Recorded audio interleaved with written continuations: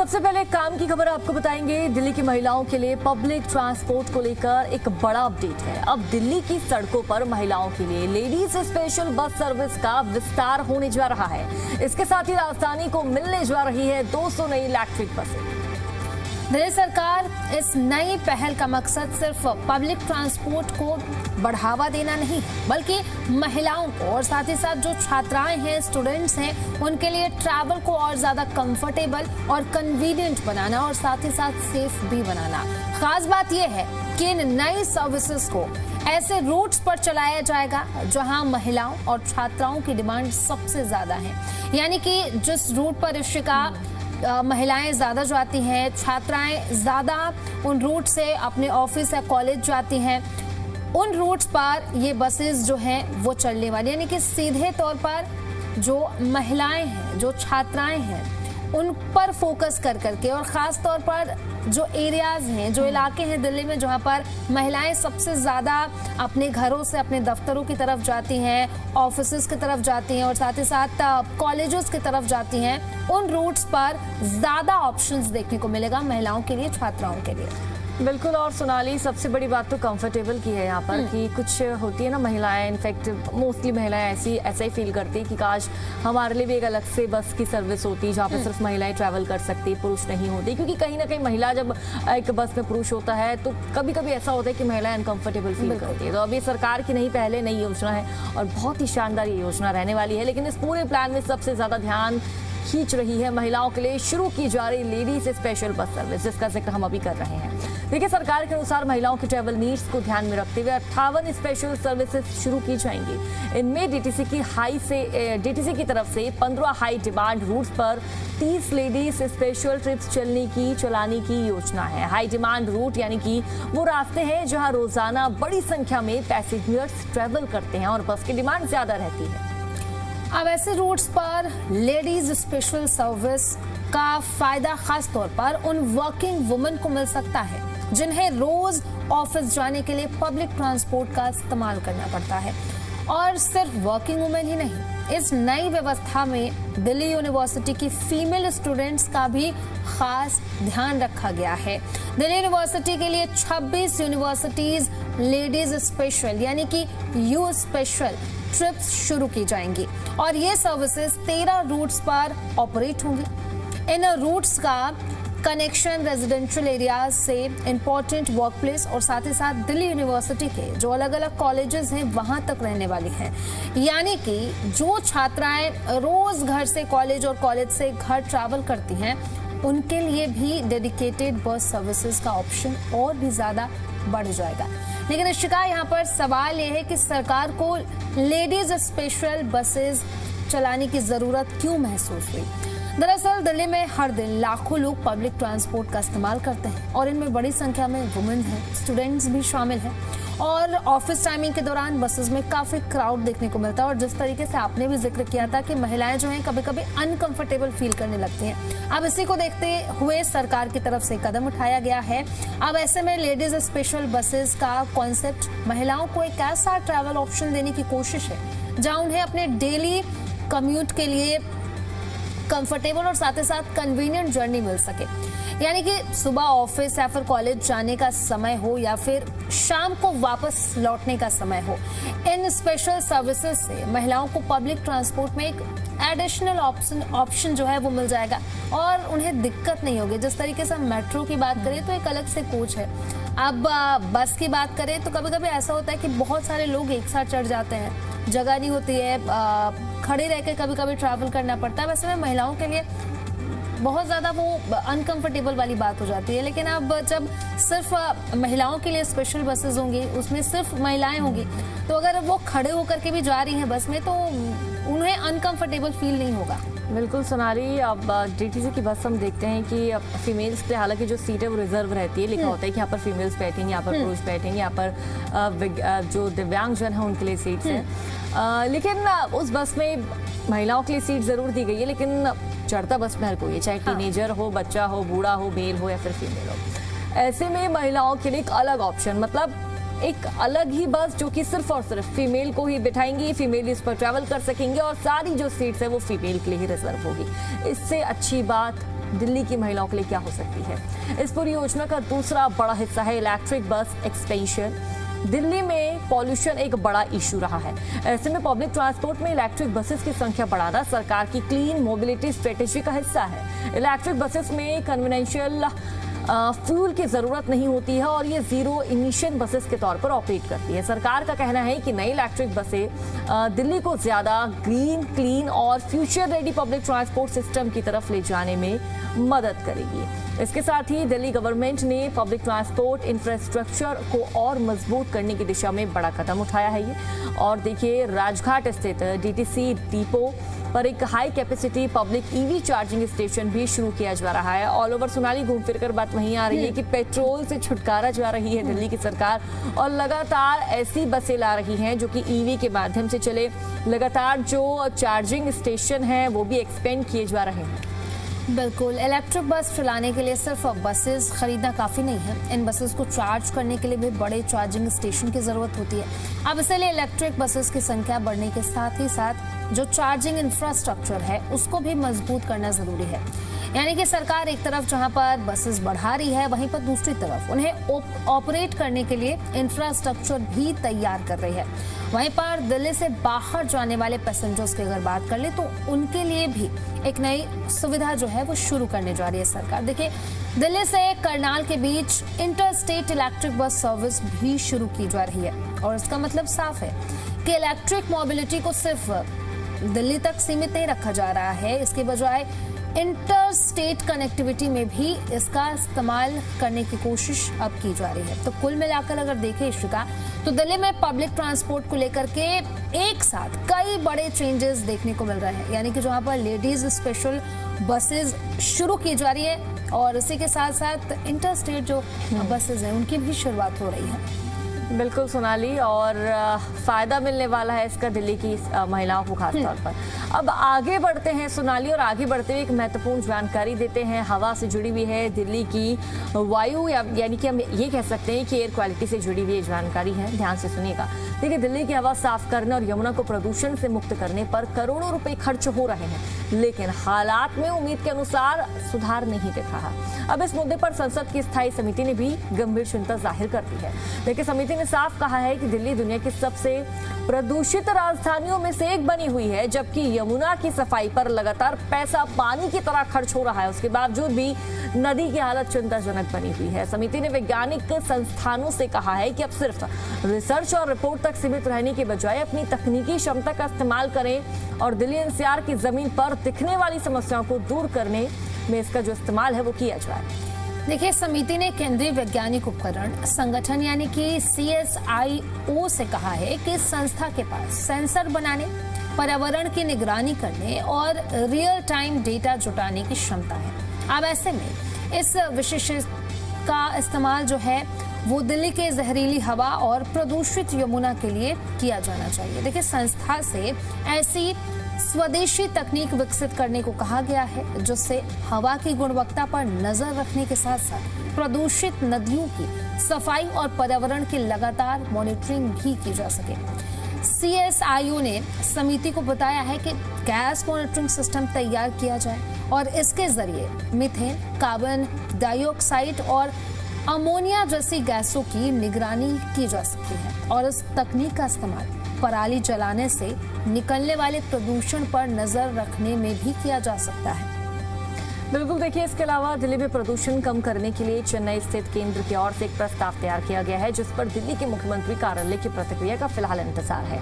सड़क और निर्माण कार्यों से उड़ने वाली धूल दिल्ली के प्रदूषण की बड़ी वजह है। इसे नियंत्रित करने के लिए संस्थान ने इलेक्ट्रोस्टैटिक स्प्रे तकनीक विकसित की है। इसमें पानी की बेहद छोटी बूंदों पर विद्युत आवेश दिया जाता है।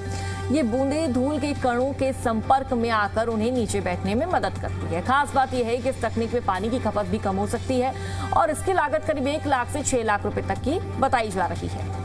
देखिए, यमुना की सेहत सुधारने के लिए सेंसर आधारित मॉनिटरिंग सिस्टम तैयार करने का प्रस्ताव है और इसके जरिए पानी की गुणवत्ता के अलग अलग मानकों की लगातार जांच होगी और डेटा इंटरनेट के जरिए इसे भी रिकॉर्ड किया जाएगा। अधिकारियों के लिए एक केंद्रीय डेटा सेंटर बनाने की भी योजना है और खास बात यह है इसमें कि इस डेटा को सिर्फ रिकॉर्ड में रखने के बजाय यमुना के प्रदूषित हिस्सों की सफाई भी करवाई जाएगी और उसे भी जोड़ने की तैयारी है। समिति ने जीनोमिक्स एवं इंटीग्रेटेड बायोलॉजी इंस्टीट्यूट से ऐसे सूक्ष्म जीवों की पहचान करने को कहा है जो यमुना में मौजूद सीवेज, औद्योगिक गंदे पानी और साथ ही साथ दूसरे प्रदूषण को तोड़ने में मदद कर सके। यानी कि देखिए, आने वाले वक्त में यमुना की सफाई में तकनीक के साथ साथ जैविक तरीकों का इस्तेमाल भी बढ़ सकता है। और उधर दिल्ली सरकार यमुना के किनारे को साबरमती रिवर फ्रंट की तर्ज पर विकसित करने की तैयारी में जुटी हुई है। देखिए, जल मंत्री प्रवेश साहिब सिंह ने गुजरात पहुंचकर साबरमती रिवर फ्रंट का निरीक्षण किया और अधिकारियों के साथ वहां की व्यवस्थाओं को समझा है, वहां की व्यवस्थाओं को जाना है। सरकार का कहना है कि करीब 25 से 30 साल पहले साबरमती भी कई समस्याओं से जूझ रही थी। अब उसी मॉडल से सीख लेकर दिल्ली की जरूरत के हिसाब से यमुना के किनारे बड़े पार्क, साइकिल ट्रैक और खेल मैदान विकसित किए जाएंगे। यमुना किनारे कालिंदी कुंज में करीब 60 करोड़ रुपए की लागत से भव्य छठ घाट विकसित करने की भी योजना है। सरकार का दावा है कि इससे छठ पर्व के दौरान श्रद्धालुओं को बेहतर सुविधाएं मिलेंगी और यमुना किनारे का विकास भी होगा। यानी कि अब सरकार के पास एक पूरा रोड मैप है कि आखिरकार प्रदूषण को कैसे कम करना है, दिल्ली के एयर क्वालिटी में कैसे सुधार लाना है। बिल्कुल, और सरकार की तरफ से इसी को लेकर के लगातार कदम भी उठाए जा रहे हैं, चाहे बात कर ले प्रदूषण की, चाहे हम बात कर ले यमुना की सफाई की, दोनों के लिए अब सरकार की तरफ से काम किया जा रहा है। इसी के साथ इश्का खबरों में आगे बढ़ते हैं और दिल्ली में फुटपाथ को लेकर के जो लोग पैदल चलते हैं उनके लिए एक नई और बेहतर योजना की तैयारी की जा रही है। क्या कुछ योजना है उस पर हम बात कर लेते हैं। देखिए, दिल्ली में अब छोटी दूरी के लिए सफर के लिए कार या फिर बाइक निकालने की जरूरत कम हो सकती है, क्योंकि दिल्ली के मास्टर प्लान 2047 में राजधानी को ज्यादा वॉकेबल और साइकिल फ्रेंडली सिटी बनाने का बड़ा प्लान तैयार किया गया है। यानी कि आने वाले वक्त में दिल्ली की सड़कों पर सिर्फ गाड़ियों को प्राथमिकता नहीं मिलेगी, बल्कि पेडेस्ट्रियंस यानी कि पैदल चलने वाले लोगों और साथ ही साथ साइकिलिस्ट यानी कि साइकिल चलाने वालों के लिए भी बेहतर और सुरक्षित रास्ते तैयार किए जाएंगे। और इस प्लान में लोगों को राइट टू वॉक देने की बात भी कही जा रही है। शिका बिल्कुल सोनाली, इसके अलावा बेहतर footpath, cycle tracks, greenways, pedestrian zones और पब्लिक ट्रांसपोर्ट कनेक्टिविटी को मजबूत करने का प्रस्ताव है। तो आखिर मास्टर प्लान 2047 में दिल्ली के आम लोगों के लिए क्या कुछ बदलने वाला है और कैसे कम हो सकती है छोटी दूरी के सफर में कार और दो पहिया पर डिपेंडेंसी, समझते हैं इस रिपोर्ट में।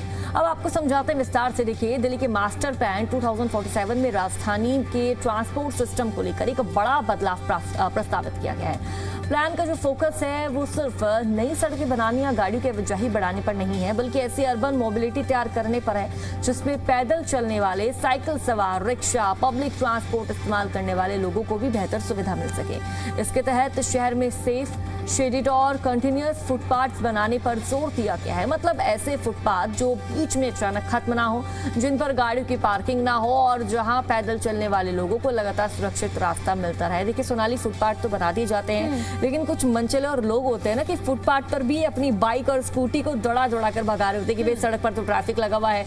अब भाई जो लोगों की चलने की जगह है फुटपाथ, वहां पर भी अपनी बाइकें और अपनी जो स्कूटियां हैं वो लेकर निकल पड़ते हैं। तो ऐसे में उन लोगों को भी कहीं ना कहीं थोड़ा बहुत ध्यान रखने की जरूरत है कि भाई आप लोगों के लिए सड़क बनी है ऑलरेडी, जो फुटपाथ पर लोग चलते हैं उनको चलने दिया जाए, ना कि अपनी बाइक और अपनी जो बाइक है, स्कूटी है, उसको आगे बढ़ाया जाए। बिल्कुल, अब आपको बताते हैं कि आखिर सरकार और डीडीए का ये फोकस इतना जरूरी क्यों है। देखिए, मास्टर प्लान के आंकड़ों के मुताबिक अगर हम बात करें तो दिल्ली में एक व्यक्ति औसतन हर दिन करीब 1.6 किलोमीटर पैदल चलता है, जबकि साइकिल से रोजाना तय की जाने वाली औसत दूरी जो है वो 3.6 किलोमीटर है। यानी कि दिल्ली में छोटी दूरी के सफर में वॉक और साइकिलिंग की पहले से ही बड़ी भूमिका है। योजना के मुताबिक अगर हम बात करें तो दिल्ली में होने वाली कुल यात्राओं में करीब 42% यात्राएं नॉन मोटराइज्ड ट्रांसपोर्ट से होती है। इसमें वॉकिंग, साइकिलिंग और साइकिल रिक्शा जैसी यात्राएं शामिल हैं। यानी कि बड़ी संख्या में लोग छोटी दूरी के लिए पहले ही इन साधनों पर निर्भर है। अब मास्टर प्लान 2047 के जरिए इन्हें ज्यादा सेफ और कन्वीनियंट बनाने की कोशिश की जा रही है। और इसी के लिए DDA यानी कि दिल्ली डेवलपमेंट अथॉरिटी ने पैदल यात्रियों को बढ़ावा देने के लिए 14 प्रपोजल्स तैयार किए हैं। और वैसे भी अगर लोग पैदल चलेंगे, साइकिल का इस्तेमाल करेंगे छोटी दूरी के लिए, मुझे इशिका तो ये लगता है कि प्रदूषण जो है वो कम होगा। क्योंकि अगर किसी को दुकान भी जाना है, कहीं शॉप पे भी जाना है, 10 मिनट की दूरी पे भी जाना है, तो वो बाइक, स्कूटी या कार निकाल के जाते हैं। अब ऐसे में जब पेडेस्ट्रियन के लिए जब रास्ता बन जाएगा, लोग अपनी साइकिल से और पैदल चल के जा पाएंगे, तो मुझे लगता है कहीं ना कहीं सही रहेगा प्रदूषण के लिए भी और उनके हेल्थ के लिए भी। बिल्कुल सोनाली, अब तो ये लोगों पे डिपेंड करेगा कि भाई लोगों को क्या करना है। शुरुआत में देखिए दिल्ली के 24 प्रायोरिटी एरियाज की पहचान की गई है जहां अलग से वॉक प्लान तैयार किए जाएंगे। इन इलाकों में फुटपाथ्स को बेहतर करने के साथ साथ पेडेस्ट्रियन एरियाज और साइकिल क्रॉसिंग विकसित करने का प्रस्ताव है। खास बात यह है कि स्कूल और बाजारों के आसपास भी पेडेस्ट्रियन सेफ्टी पर ज्यादा ध्यान दिया जाएगा। यहाँ पेलिशन क्रॉसिंग जैसी व्यवस्था बनाई जा सकती है। इसमें पैदल यात्री एक बटन दबाकर ट्रैफिक सिग्नल के जरिए सुरक्षित तरीके से सड़क पार कर सकते हैं। यानी सड़क पार करने के लिए पैदल चलने वालों को सिर्फ ट्रैफिक के भरोसे नहीं रहना पड़ेगा। मास्टर प्लान में सड़क किनारे मल्टी यूटिलिटी जोन्स यानी कि MUZ बनाने का भी प्रपोजल है। अब इसको आसान भाषा में समझिए। इन जोन्स में लोगों के लिए sitting area, dustbin, sign board, drinking water और पब्लिक टॉयलेट जैसी सुविधाएं दी जा सकती है। जरूरत के हिसाब से बच्चों की देखभाल के लिए जगह जगह स्ट्रीट वेंडर्स और कियोस्क्स के लिए भी निर्धारित स्पेस बनाया जा सकता है। यानी फुटपाथ सिर्फ चलने की जगह नहीं होगी बल्कि उसके आसपास जरूरी स्ट्रीट फैसिलिटीज भी डेवलप की जाएगी। इसके साथ इस बात का ध्यान रखने का प्रपोजल भी है कि भाई लोगों को किसी भी प्रकार की परेशानी ना हो, लोगों को किसी भी प्रकार की दिक्कत का सामना ना करना पड़े। बिल्कुल इशिका, अब इसी के साथ हम खबरों में आगे बढ़ते हैं और आगे क्या कुछ अपडेट है वो हम आपको बता देते हैं। देखिए, लक्ष्मी योजना का इंतजार जो है महिलाएं कर रही हैं। अब इसको लेकर के जो महिलाओं का इंतजार है, इसको लेकर के बड़ी खबर सामने आई है क्योंकि इसको लेकर के जो डेट्स हैं वो भी सामने आई हैं। अब देखिए, जिस तरीके से 2500 रुपये हर एक महिला को मिलने जा रहा है और इसी को लेकर के ये योजना है और दिल्ली जो सरकार है इसके लिए अब काम भी कर रही है क्योंकि काफी लंबे समय से लोग इंतजार कर रहे थे। बात करें विपक्ष की, तो विपक्ष भी इस योजना को लेकर के सरकार को घेर रहा था कि वादे तो किए गए लेकिन वादे पूरे कब किए जाएंगे। लेकिन अब सरकार जो है इन वादों को पूरे करने की कवायद अब तेज कर रही है। बिल्कुल, और मैं अपने PCR से भी रिक्वेस्ट करना चाहूंगी कि फुल स्क्रीन विजुअल्स को दिखाई कि भाई महिलाओं के चेहरे पर क्या रौनक, क्या खुशी देखने को मिल रही है। तो देखिए, सरकार के अनुसार कई ऐसी जो चीजें हैं, सुविधाएं हैं, महिलाओं को प्रोवाइड की जा रही है, वितरित की जा रही है। स्पेशली देखिए महिलाओं को इस योजना का लाभ मिल सके, इसके लिए लगातार डेट को एक्सटेंड भी किया गया और महिलाओं को सुविधा मिल सके, महिलाओं को कोई भी दिक्कत ना हो, इसके लिए लगातार दिल्ली सरकार की तरफ से नई नई सुविधाएं लाने की बात कही जा रही है। हाल फिलहाल में जो योजना, जो सुविधा दिल्ली सरकार लेकर आई है 2500 रुपये की, यानी कि देखिए महिलाओं को 2500 रुपये हर महीना मिलेगा और रक्षाबंधन के दिन या फिर रक्षाबंधन के आसपास ये पहली जो किस्त है वो दिल्ली सरकार की तरफ से जारी भी हो जाएगी। दिल्ली की कई महिलाएं, माताएं, बहनें ऐसी हैं जिन्होंने भाई इस योजना में अपना फॉर्म फिल कर दिया है, यानी कि योजना का लाभ महिलाएं ले रही है। लेकिन इसका भी क्राइटेरिया है, उम्र है, आयु है और इसी क्राइटेरिया के बीच आपको अपना फॉर्म फिल करना होगा। 21 से 60 साल के बीच उम्र होनी चाहिए। आपके घर में जितने भी लोग हैं, कुल मिलाकर 2.5 लाख रुपए इनकम लोगों की होनी चाहिए, यानी कि उससे ज़्यादा इनकम हुई तो आपको इस योजना का लाभ नहीं मिलेगा। परिवार में 2 बच्चे होने चाहिए, उससे ज़्यादा बच्चे नहीं होने चाहिए और कई और क्राइटेरिया है इसमें शामिल है, कई और चीज़ें हैं और इसी के तहत महिलाओं ने अपना फॉर्म फिल किया है।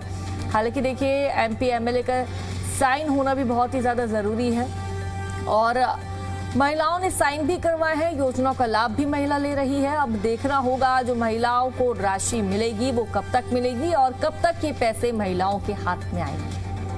बिल्कुल इशिका, अभी देखने वाली बात होगी क्योंकि सरकार की तरफ से जो है इसको लेकर के काम किए जा रहे हैं, कई क्राइटेरिया भी हैं और महिलाओं का भी ज़बरदस्त रिस्पांस जो है वो देखने को मिल रहा है क्योंकि लाखों महिलाएं ऐसी हैं जिन्होंने अभी तक फॉर्म भर दिया है और जो भी पात्र महिलाएं हैं उनके खाते में जल्द से जल्द पैसे जो हैं वो दिए जाएंगे क्योंकि रेखा सरकार जो है लगातार महिलाओं के लिए, महिलाओं के सशक्तिकरण के लिए काम करे। चाहे हम बात कर ले इलेक्ट्रिक बसेस की शिकायत, चाहे हम बात कर ले लक्ष्मी योजना की है, सरकार की तरफ से जो है योजनाएं जो हैं वो लगातार चलाए जा रहे हैं। और रक्षाबंधन पर महिलाओं को गिफ्ट देने की बात कही गई थी, यानी कि ये शिका रक्षाबंधन के आसपास जो पात्र महिलाएं हैं उन्हें ये पैसे मिल सकते हैं।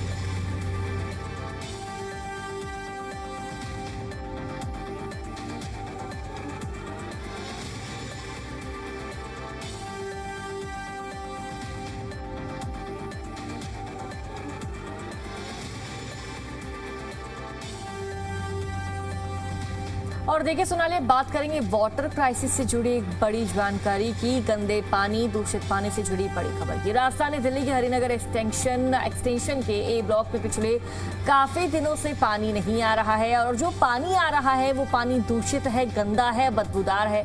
और देखिए 20 दिन हो चुके हैं, 20 दिनों से दूषित पानी की आपूर्ति ने लोगों की परेशानी बढ़ा दी है। स्थानीय लोगों का आरोप है कि नलों से आने वाला पानी इतना गंदा है, इतना बदबूदार है कि उसको पीना क्या, सूंघना, देखना तक मुश्किल हो जाता है। और लगभग इस पूरे इलाके में 2000 से ज्यादा लोग रहते हैं, लेकिन उसके बावजूद भी लोगों को गंदे पानी का सामना करना पड़ रहा है। पानी में दुर्गंध आ रही है, बास आ रही है, लोग वहां पे खड़े भी नहीं हो सकते हैं। तो लोग आखिरकार वो पानी कैसे पिए? सोनाली, बड़ा सवाल है क्योंकि प्रशासन से लगातार कई बार शिकायत भी की जा चुकी है, लेकिन उसके बावजूद भी प्रशासन समस्या का समाधान नहीं निकाल रहा है। अब यहाँ के जो लोग हैं कई सालों से, कई वक्त से यहाँ पर रह रहे हैं और उनका एक ही सवाल है कि क्या ये पानी हमें हमेशा मिलेगा? क्योंकि काफी दिन हो चुके हैं, गंदा पानी आ रहा है, गर्मी का वक्त चल रहा है। ऐसे में देखिए पानी लोगों को ज्यादा चाहिए होता है अपनी हेल्थ का ध्यान रखने के लिए, खाना बनाने के लिए, हर चीज के लिए। मतलब सोनाली, अगर रोजमर्रा की जिंदगी की हम बात करें तो हर रोज हर वक्त हमें पानी की नीड होती ही होती है, लेकिन लोगों के पास गंदा पानी पहुंच रहा है। ना कपड़े धुल सकते हैं, ना लोग वो पानी पी सकते हैं, ना उसमें खाना बना सकते हैं। और ये बात सिर्फ एक इलाके की नहीं है शिका, दिल्ली के अलग अलग कई ऐसे इलाके हैं जहां पर लोग इन्हीं समस्याओं से जूझ रहे हैं। और लोगों का तो ये भी कहना है कि कई बार उन्होंने जनप्रतिनिधियों से शिकायत की है, प्रशासन से उनकी ओर से मांग भी की जा रही है कि जल्द से जल्द इस समस्या का समाधान हो, क्योंकि लोगों की परेशानी बढ़ जाती है। अब गर्मी के समय में पानी का यूज जो है, इस्तेमाल जो है वो सबसे ज्यादा होता है। नहाने में, खाने में, पानी पीने का भी इस्तेमाल जो है, पानी भी लोग बहुत ज्यादा पीते हैं। तो अब ऐसे में लोगों की परेशानी जो है कहीं ना कहीं बढ़ती जा रही है। और लोग अगर पीने की पानी की बात करें तो लोग रोज पैसे खर्च कर रहे हैं, 20 रुपए, 30 रुपए, और खुद के पैसे खर्च करके वो पानी पी रहे हैं। ऐसे में लोगों का खर्च भी बढ़ रहा है, बजट भी बिगड़ रहा है। और इसी के साथ साथ जो पानी की समस्या है, क्योंकि पीने के लिए तो आप पानी खरीद के पी लेंगे, लेकिन जो अन्य चीजें हैं उनका इस्तेमाल, उसमें आप पानी का इस्तेमाल कैसे करेंगे? अब ऐसे में स्थानीय लोगों का सिर्फ यही कहना है कि जल्द से जल्द इस समस्या का समाधान किया जाए। बिल्कुल सोनाली, तो पानी की अपडेट हमने अपने दर्शकों को, जनता को दी है। और अब बात करेंगे रक्षाबंधन से जुड़ी बड़ी खबर की। रक्षाबंधन का कारोबार कैसे फल फूल रहा है, इसकी जानकारी अपने दर्शकों को सोनाली हम देंगे कि रक्षाबंधन का त्योहार जैसे जैसे करीब आ रहा है, राजधानी दिल्ली के बाजारों में राखियों की खरीदारी तेज होती जा रही है। देखिए बाजारों में पारंपरिक राखियों से लेकर डिजाइनर, थीम आधारित और स्वदेशी राखियों की खूब मांग देखने को मिल रही है। इस बार राखी कारोबार को लेकर भी कारोबारियों में खासा जोश है। देखिए, confederation of all India traders यानी कि कैट के अनुमान के मुताबिक देश भर में इस साल करीब 25,000 करोड़ रुपए का राखी का कारोबार हो सकता है। पिछले साल ये कारोबार करीब 17,000 करोड़ रुपए का रहा था, यानी कि इस बार कारोबार में करीब 45% तक की बढ़ोतरी का अनुमान है। राखी की हम बात कर रहे हैं, रक्षाबंधन की बात कर रहे हैं शिकायत, तो क्या राखी की जो शॉपिंग होती है, कपड़े, राखी, क्या आप ले आए? अभी नहीं सोनाली, टाइम ही नहीं मिला, लेकिन जाऊंगी लेने, मेहंदी भी लगवाऊंगी। चलिए, तो दिल्ली के बाजारों में राखियों की अलग अलग रेंज है। राजधानी के प्रमुख बाजारों में इस बार राखियों की बड़ी और आकर्षक रेंज देखने को मिल रही है। सामान्य राखियों के साथ डिजाइनर राखियां, बच्चों के लिए कार्टून कैरेक्टर वाली राखियां और अलग अलग थीम पर तैयार की गई राखियां ग्राहकों को अपनी ओर खींच रही हैं। विकसित भारत, आत्मनिर्भर भारत और राष्ट्र रक्षा जैसी थीम वाली राखियां भी बाजार में उपलब्ध है। और इसके अलावा अगर हम बात करें तो स्वदेशी उत्पादों को बढ़ावा देने वाली राखियों की भी मांग बढ़ी है। जूट, खादी, बांस, बीज और हस्तशिल्प से तैयार राखियां ग्राहकों के लिए खास आकर्षण का केंद्र बनी हुई हैं। और इन राखियों को खरीदने वाले ग्राहक इसे भाई बहन के रिश्तों के साथ साथ देशी उत्पादों को बढ़ावा देने से जोड़कर भी देख रहे हैं। देखिए, जो स्वदेशी राखियां हैं उनकी मांग तो बढ़ ही रही है, साथ ही साथ आजकल लोग सिल्वर, जो चांदी की राखी है, उसकी तरफ भी रुख कर रहे हैं। अब ऐसे में इशिका, आप कौन सा राखी खरीदने? मैं अपने भाई को हमेशा से चांदी की राखी बांधती आई हूं। आप अपना बताएं। मैं भी चांदी की राखी बांधती, तो मुझे लगता है कि आप चांदी की राखी के साथ साथ लोग जो स्वदेशी जो राखी, जो धागा वाला राखी है, उसका भी इस्तेमाल खूब करते हैं। क्योंकि चांदी का राखी जो है वो तो बांधते ही हैं, क्योंकि चांदी का राखी जो है वो ट्रेडिशनली लोग उसको नहीं मानते हैं, तो चांदी का राखी बांधते हैं, लेकिन उसके साथ वो जो धागा वाला जो राखी है ना, लोग वो भी बांधते हैं। बिल्कुल सोनाली, अब चलिए आगे बढ़ेंगे और आगे बढ़ते हुए अपने दर्शकों को पेट्रोल और डीजल और सीएनजी के दाम बता देते हैं। देखिए दिल्ली की बात करें तो पेट्रोल की कीमत 102 रुपये 12 पैसे, डीजल 95 रुपये 20 पैसे, सीएनजी 83 रुपये 9 पैसे। नोएडा की बात करें तो पेट्रोल की कीमत है 102.12 पर लीटर के हिसाब से, डीजल की कीमत की बात करें तो ये 95.5 पर लीटर के हिसाब से, सीएनजी की कीमत की बात करें इसी का तो ये है 91.70 पर किलोग्राम के हिसाब से।